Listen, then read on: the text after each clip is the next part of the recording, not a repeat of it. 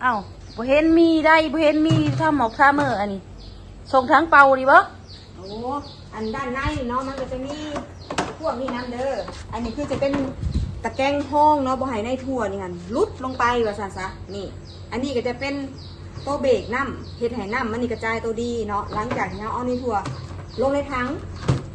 จึ๊บเอาในทั่วลงปุ๊บเอาอันนี้อัดปั๊บ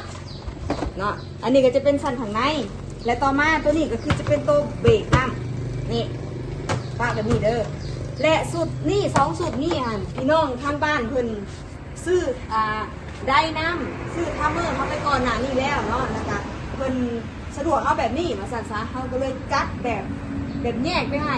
แบบทั้งแบบนี้เขาก็แบ่งเป็นขายเป็นแบ่งขายเด้อเนาะทั้งเขตภาคเหนือแล้วมันอากาศหนาวสั่นซะเขา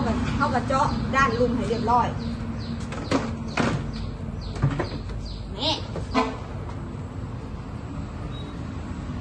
เนาะทำห้องมาพี่น้องได้ถั่วงอกแบบพร้อมส่งในตลาดแน่นอน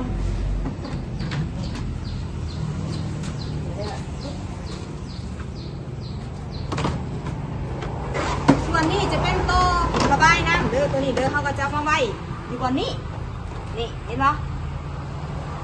นี่เขาก็จะมาใส่อยู่นี่แต่ว่าเขาแยกสิ้นส่วนไปให้เห็นเนาะนี่เขาแยกสิ้นส่วนไปให้ขอบใจลูกค้าประจำเนาะที่เพิ่นเสื้อมั่นแล้วก็สั่งอุปกรณ์แบบแยกไปอีกกับทางร้านสนุนพาไปอีก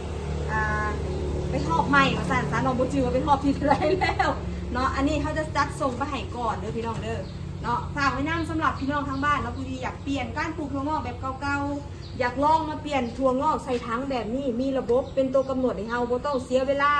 บ่ต้อง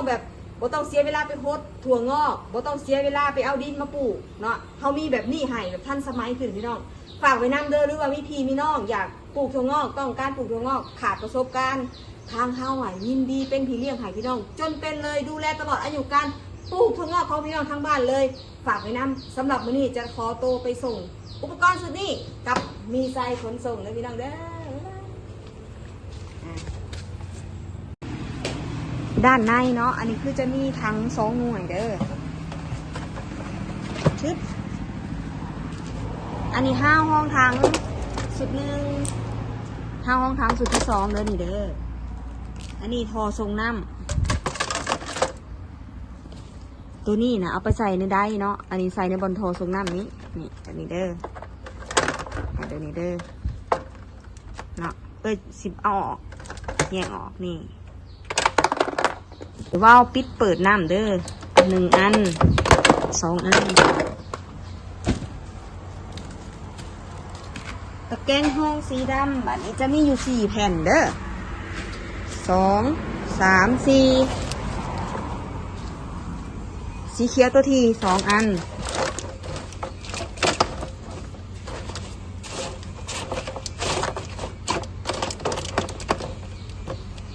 เขาก็จะปิดปากถังไปแบบนี้เนาะอันนี้ก็จะเป็นกระซาม2 อันอันนี้จะเป็นฟ้าปิดปากถังเนาะ2 อันไปเลยให้แล้วก็จะเป็นกระซามใหญ่ปิดไปจังสิให้เด้อ2 อันเด้อนี่เด้อเอาไปแบบนี้เด้อมันจังประหยัดการขนส่งสั่นซะ